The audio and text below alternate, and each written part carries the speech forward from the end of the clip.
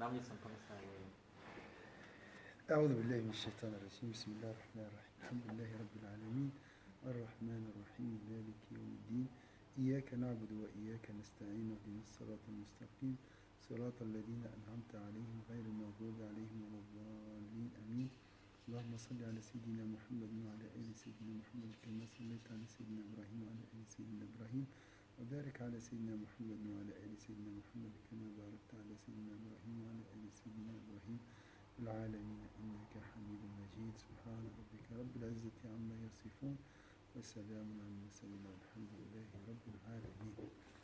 Alors, on va continuer avec ce livre, Réprouver ce bas monde. Vous êtes trop loin là. Ouais. Approchez un peu. Là, on est que trois, Parce du que coup, on là, va s'approcher. j'ai la machine. On a dit ce qui s'est passé, le haram, ça, ces insectes, il y a du symbole, comme j'ai dit, c'est comme des impuretés. Donc on doit nettoyer, on doit purifier quelque chose. Qu'est-ce qu'on doit purifier? Parmi ces choses, on doit purifier nos cœurs de l'attachement à ce bas monde. Et là, dans ce livre, et avant de se purifier, il faut connaître tout d'abord l'objet qu'on doit éliminer. Donc la dunya, ça veut dire quoi la dunya? Alors, on parle, comme j'ai dit, la dunya blâmable, c'est pas la vie. C'est une conception. Toute chose peut être classée dans la dunya comme elle peut être classée dans la vie de l'au-delà, l'akhira, selon ta conception, selon ton intention. Sauf le haram et l'excès de licite. Là, on ne peut pas le transformer comme une bonne action pour la vie de l'au-delà. Est-ce que c'est clair un peu? Donc, attention, l'adoration aussi, elle peut descendre de son rang qui est bien sûr très noble, la science comme aujourd'hui, comme la 7 à 6, selon la sincérité, selon la pureté du cœur.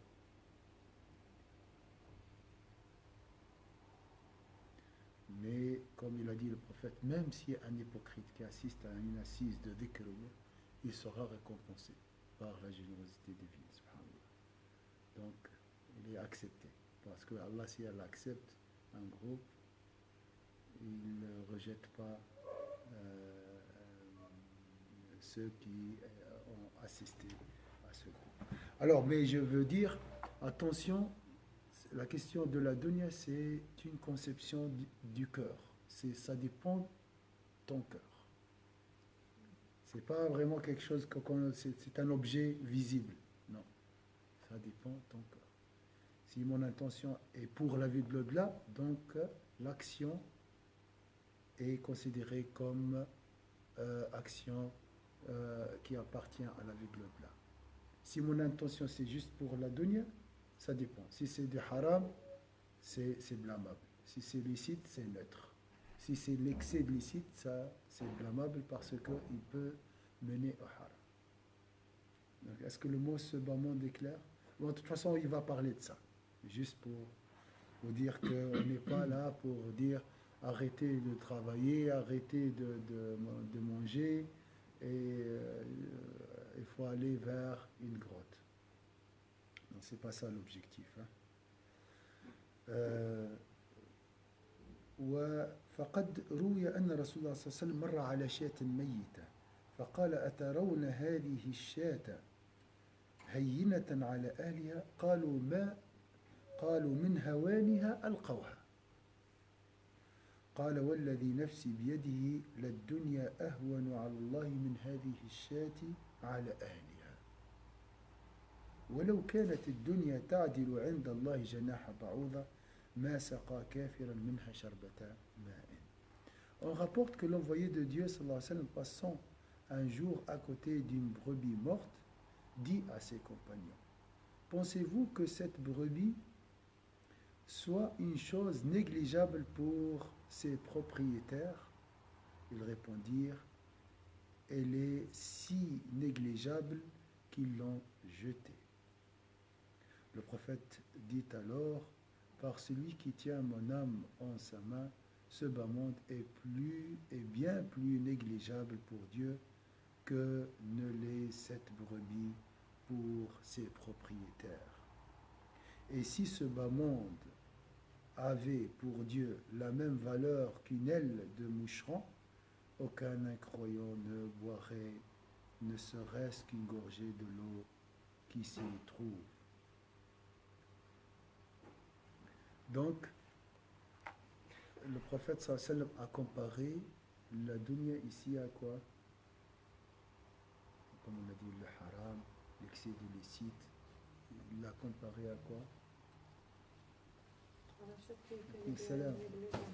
Voilà, à une brebis morte. Donc ça, c'est la première chose qu'on peut dire.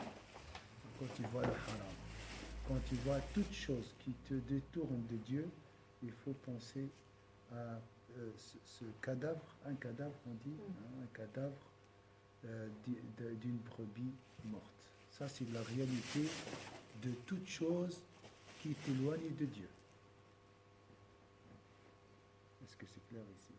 Par exemple, un imam comme moi, qui est en train d'enseigner, ce cours peut m'éloigner d'Allah, si je le fais par ostentation et par hypocrisie. Donc ça n'a rien à voir avec la vie de l'au-delà. Est-ce que vous avez compris ça? Toute chose qui t'éloigne de Dieu est considérée comme dunya, blâmable, comme une brebis morte, jetée, voilà, qui dégage des mauvaises odeurs. Est-ce que c'est clair ici? Donc, oubliez la dunya, c'est l'argent et tout. Ça dépend. Tout dépend de ton intention. Tu peux être milliardaire, mais pour aider les pauvres. Ton argent n'est pas considéré comme de la donnée. Et tu peux être pauvre, et tu as un minimum, mais très avare. Tu n'es pas considéré comme ascète. Ça dépend de ton intention et ça dépend qu'est-ce que tu veux. Est-ce que c'est clair ici? Donc c'est ton intention qui classe les œuvres dans le groupe de la vie dans ce monde ou dans la vie de l'au-delà. Si la chose, donc n'importe quel objet, n'était pas pour Dieu, ou bien mon intention n'était pas bonne, donc elle sera considérée comme un objet dans le groupe de ce bas monde.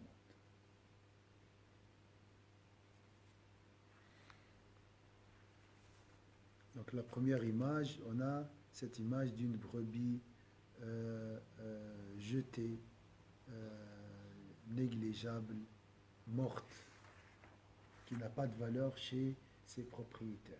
شاة هينة عند أصحابها. وقال صلى الله عليه وسلم الدنيا سجن المؤمنين وجنة الكافرين. Il a dit aussi ce monde est la prison du croyant et le paradis de l'incroyant. Ce bas monde est la prison du croyant. Ça veut dire quoi la prison ici? Comment vous comprenez la prison? Parce qu'il est privé de tout, de tout ce qui est bon, de tout ce qui est shahavat. Voilà. Parce que les désirs nous accablent, nous enchaînent, ils nous empêchent d'aller vers Dieu. Hein? Donc on parle de cette dimension, de ce côté dans la vie. Pas de la vie. C'est pas la vie est une prison. Non.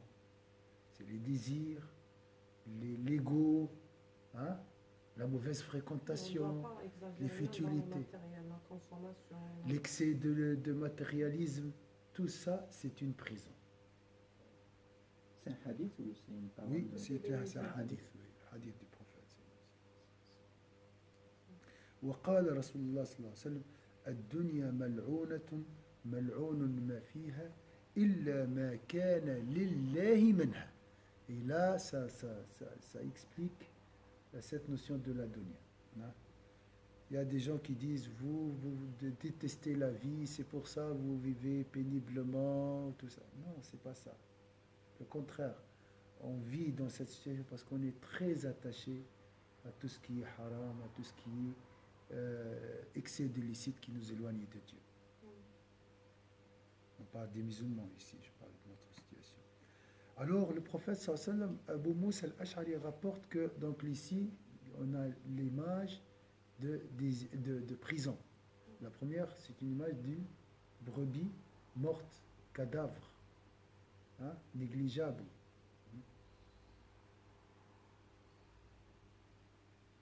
Bien sûr, ici, le Ghazali mentionne tous ces hadiths pour nous aider à fuir, ou bien s'éloigner de ces futilités, de toute chose qui t'éloigne de Dieu. Est-ce que c'est clair ici? Il y a du travail, on doit travailler. On doit travailler. الدنيا ملعونة ملعون ما فيها إلا ما كان لله منها. Abu Moussa al-Ash'ari rapporte que l'envoyé de Dieu sallallahu alayhi wa sallam a dit, celui qui aime sa vie présente fait du tort à sa... Non, alors là... Est-ce que j'ai sauté?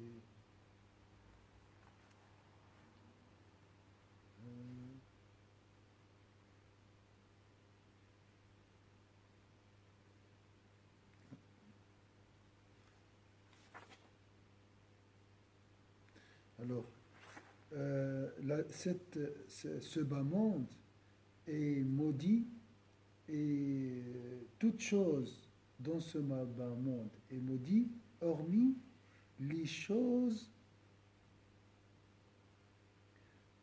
utilisées pour Dieu. Comme on a dit, je travaille pour vivre, il n'y a pas de problème. Ça, c'est neutre. Je travaille pour la vie de l'au-delà, pour trouver mon bien-être, pour participer, pour aider les autres, pour être utile pour la société. Ça, ton travail, les 8 heures sont considérées comme prières. Tu seras récompensé dans la vie d'ici-bas par un salaire et dans la vie de l'au-delà, Inch'Allah, par une grande récompense. Et Allah, à la fin de la journée, efface tout. Vous connaissez la récompense du travail, avec une bonne intention, efface tous tes péchés. On a vu le livre de travail. Ça, c'est les études aussi. Mais si la personne cherche la notoriété, la renommée et être vraiment l'orgueil, tout ça, ça c'est grave. Ça c'est maudit. C'est l'intention toujours. Ça dépend de ton intention. Hein? Je veux dire, le docteur, ça c'est de l'orgueil. Aujourd'hui, ça m'a tapé. Par rapport au fait qu'on a besoin de tous se sentir valorisés. C'est-à-dire on est là pour une valeur, on voit une valeur dans les yeux des autres. C'est pas le fait que je suis un orgueilleux, je veux être une doctoresse, je sais pas quoi, mais c'est le fait d'avoir une valeur. Auprès d'Allah. Ma soeur, si tu veux la valeur auprès des gens, cherche à occuper une place très élevée tout près d'Allah. Et Allah va descendre sur cette terre, le qaboul, l'acceptation. Tu seras accepté par tout le monde. Mais si tu cherches à être valorisé par les gens, jamais. Le contraire. Quel que soit le Des travail, fois, tu seras humilié. Cher, quel que soit le travail, il va valoriser la personne. Il n'y a pas un sous-métier. Tout le monde, c'est social le travail. Essaye toujours d'être excellent dans ton travail. Ouais. Comme si il y a le patron, mais il y a Allah avant le patron. Tu regardes Allah, tu fais ça pour Allah, comme si tu es dans la prière. Si tu as cette intention, ce travail est considéré comme une prière, Inch'Allah. Amal. Si tu travailles pour juste vivre, il n'y a pas de problème. Mais si tu relis quelque chose à la vie de l'au-delà, elle sera considérée comme adoration. Donc إلا ما كان لله منها. Si tu fais quelque chose pour Dieu, donc il est considéré comme une action qui appartient à la vie de l'au-delà. Il n'est pas maudit. Il est le contraire béni. Est-ce que c'est clair ici? Donc on a la brebis morte, la prison,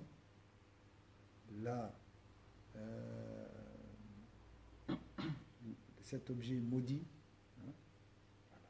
En fait, juste pour, parce qu'il y a un verset qui parle de ça, justement. Enfin, j'espère que c'est pas ton cas. تلك الدار الآخرة نجعلها للذين لا يريدون علوا في الأرض ولا فسادا. En plus, il parle de suite à l'histoire de Qarun. Corée, oui. En fait, le but, c'est de ne pas chercher. C'est comme les trois. Il y a un qui a été alim, un qui a été combattant, et un, il était généreux, je crois. Et en fait, Dieu, il a commencé par eux. En fait, il a commencé par les envoyer au feu. Oui. Pourquoi? Parce qu'il a dit, ouais, mais moi, j'étais alim, j'étais un savant. Il a dit, parce que tu as fait ça pour que les gens disent de telle personne. Et en fait, c'est comme s'il a limité son objectif vraiment à la vie terrestre. Juste pour que les gens... Et c'est vrai, quand on pense comme ça, on dit, mais c'est quand même... Waouh, juste à cause de ça, il va... Mais en fait, quand on pense vraiment, c'est qu'en fait, cette personne, finalement, c'est comme si elle ne croyait pas au l'au-delà. Ou elle donnait pas de l'estime à l'au-delà, autant que le dunya. C'est comme si elle les a mis au même niveau. Si on réfléchit vraiment à la raison, on trouve que c'est tout à fait logique, en fait. Oui, C'est comme et s'il aussi, oublie. il a considéré les gens comme Dieu. Il a Exactement. cherché la satisfaction des gens. Exactement. Et il a eu ce qu'il Parce que voulait. pour être valorisé, il faut satisfaire tout d'abord les autres. Donc cherche la satisfaction d'Allah Azza wa Jalla. Après, le reste c'est négligeable. Parce que les gens, souvent, il y a des gens qui sont injustes aussi. Tu peux faire tout Il faut juste et ils ne bien seront, faire. ne seront jamais reconnaissants. Il Ça, faut c'est vrai. juste bien faire. Voilà. Pour Allah. En fait, Exactement. si on vraiment on voit, maintenant en Suisse, j'ai appris, parce que si je parle de l'Algérie, moi je ne connais pas la Tunisie, je ne connais pas d'autres. Si on parle par exemple de l'Algérie, il va par exemple un prof, ça m'a mieux qu'un avocat. Ils disent la différence entre eux. Par contre, ici, l'essentiel que la personne travaille. Pour eux, quelqu'un qui travaille, c'est égal. Le directeur, les nettoyer, un employé, pour eux, tout est. Le fait que la personne travaille, C'est le plus important. voilà. Après, je pense aussi qu'il faut qu'on soit vraiment spécial. On précise. Quand on dit qu'il ne faut pas justement viser les hauts rangs, pas forcément, comme tu disais, si c'est pour Allah. Parce que le fait d'être par exemple docteur, Non. c'est honorable parce que ça va te permettre de faire. C'est un moyen en fait. C'est un moyen qui va te permettre de Servir faire l'humanité. plus. Voilà. C'est De servir humain, plus. Voilà. l'humanité, voilà. Donc dans ce sens, c'est bien. Ça, oui, ça, c'est vrai. وقال أبو موسى الأشعري قال رسول الله صلى الله عليه وسلم من أحب دنياه أضر بآخرته ومن أحب آخرته أضر بدنياه فآثر ما يبقى على ما يفنى من أحب دنياه يعني الشهوات وكذا أضر بآخرته Mhm. ومن أحب آخرته أضر بدنياه Bidonia. يعني فآثر ما يبقى على ما يفنى. Toi, tu bois pas, toi, tu connais pas la dunya, toi, t'es morte déjà, ou bien t'es mort. Il y a des gens qui disent comme ça, ils pensent. C'est donc ce contexte que le prophète sallallahu alayhi wa sallam, il a dit, celui qui aime sa vie présente, est-ce que c'est clair le mot vie présente maintenant? C'est une notion, ce n'est pas vraiment un objet. Hein? Fait du tort à sa vie future. Et celui qui aime sa vie future fait du tort à sa vie présente. Préférez donc ce qui est éternel à ce qui est voué à disparaître. Alors l'éternel c'est quoi? Et c'est quoi? C'est le paradis ou l'enfer. Non, il y a des choses qui sont éternelles sur cette terre. Le bien, la bienfaisance. Toute chose liée à l'éternel est éternelle. Être sincère, Toute chose liée à l'éternel est éternelle. كل شيء مربوط بالباقي فهو باقي وكل شيء مربوط بالشهوات فهو فعل. Et toute chose liée à une chose éphémère, comme la satisfaction des gens par exemple, est considérée comme ce bas monde.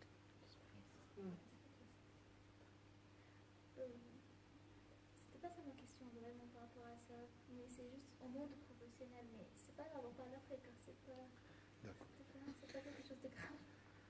Subhanallah, ce passage j'aime bien parce que ça fait penser à des formules mathématiques. En mathématiques, en fait, on a n'importe quel chiffre, si on le divise sur l'infini, donc par rapport à l'infini, ça représente 0.